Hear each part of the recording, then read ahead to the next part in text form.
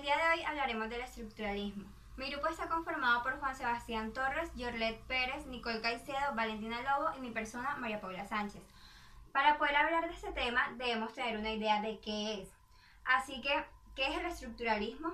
El estructuralismo hace parte de los modelos de teoría de comunicación y busca a través de signos comprender la estructura con el fin de conseguir comunicación.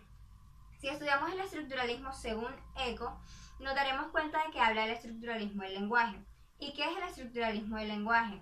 Es el que busca entender al hombre por medio del lenguaje con característica principal la cultura. Es decir, la cultura se hace por el lenguaje. Un ejemplo para esto es cuando se estudia el idioma de una tribu indígena. Al estudiarlo tenemos que investigar, aparte de su lenguaje oral, su lenguaje corporal, su lenguaje escrito, para poder introducirnos en ella y conseguir la comunicación que estamos buscando con esta tribu. Mi nombre es Yorlet Pérez y yo les voy a hablar sobre qué es la semiótica, basándonos en el libro de Umberto Eco sobre lo que pensaba Peirce. Peirce, al momento de aclarar qué es semiótica, se consideraba pionero y le daba una definición de doctrina de la naturaleza esencial y de las variedades fundamentales de cualquier clase posible de semiosis. Y entiende por semiosis una acción, una influencia que sea o suponga una cooperación de tres sujetos. Por ejemplo, un signo, su objeto y su intérprete. Y dice que es una influencia trirrelativa y estas no pueden formar parejas. Con base a esto es necesario en el estructuralismo entender conceptos y no guiarse por fórmulas, es decir, hay que entender un contexto. Y cuando ya se tiene claro el contexto, hay que tener en cuenta los conceptos que se abordan en él, porque no va a ser lo mismo utilizar una fórmula que me está diciendo que estoy hablando bien aquí en Barranquilla a que estoy hablando bien en cualquier otra parte del mundo, ya que hay que tener en cuenta personas, significados y culturas. Un claro ejemplo de esto podría ser cuando llegamos a un supermercado o a cualquier otra tienda.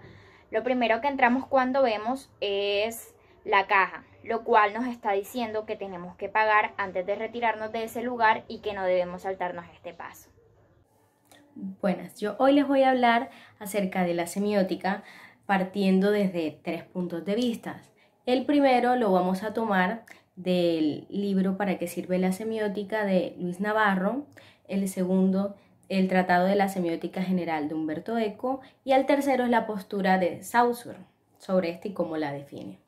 Bueno, en cuanto al significado de la semiótica, en el Tratado de la Semiótica General, Umberto Eco la define como aquella que estudia los procesos culturales como procesos de comunicación y nos dice que es necesario tener un contexto específico para poder llegar a darle un significado al código.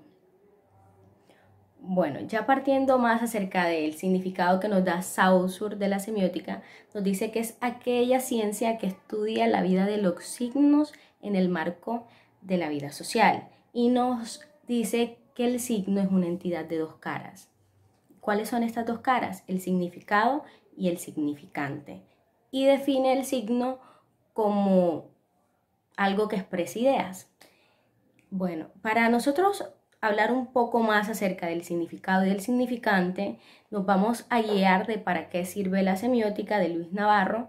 Y es que en esta nos explican un poco más acerca de que el significado es el concepto, aquello representado. Y el significante es lo que se representa, la representación como tal, como así lo que viene siendo el significado del concepto y el significante la imagen, la representación. Y se aborda por medio de un ejemplo, el cual es el de la belleza. Y nos dice que el estereotipo o el cuerpo de la mujer, o sea, el representante, ha cambiado mucho a medida que ha avanzado el tiempo. Sin embargo, el concepto de belleza como algo hermoso no ha cambiado o no ha sufrido muchas variaciones. Bueno, ya volviendo un poco más a lo que nos dice Saussure, nos dice que hay dos tipos de signos, los artificiales y los naturales, siendo los artificiales aquellos que poseen un sentido propio y los naturales como aquellos que son no intencionales. Como sabemos, una semiótica de la significación es la desarrollada por la teoría de los códigos, mientras que una semiótica de la comunicación incumbe a la teoría de producción de signos. Hay proceso de comunicación cuando se aprovechan todas las posibilidades previstas por un sistema de comunicación para producir físicamente expresiones o para fines prácticos. Una teoría semiótica está destinada a buscar límites. Algunos se establecerán por una especie de acuerdo transitorio, como los límites políticos, y otros por el propio objeto de la disciplina, como los límites naturales. Los límites políticos son de tres tipos: académicos, cooperativos y empíricos. Los académicos son aportes de otras disciplinas que no se pueden dejar de reconocer. Los cooperativos son teorías o descripciones que todo el mundo reconoce como semióticas. Y los empíricos, que son grupos de fenómenos no analizados cuya importancia teórica es indudable. Bueno, para finalizar yo les hablaré acerca de la semiótica de la comunicación y la semiótica de la significación.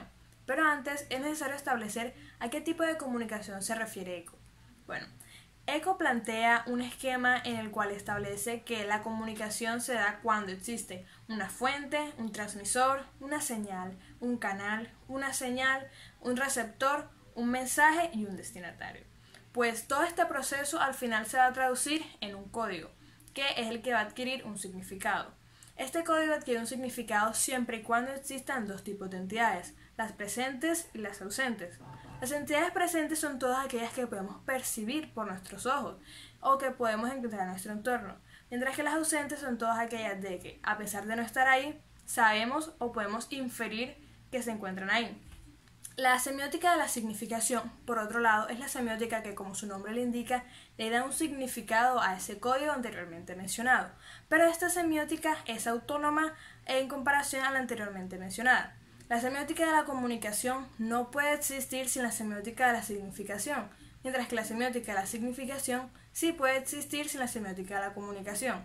A pesar de que estos dos tipos de semióticas, metodológicamente hablando, sean bastante diferentes, al momento de estudiar la cultura, como lo han mencionado mis compañeros anteriormente, es necesario tener estos dos tipos de semiótica en cuenta.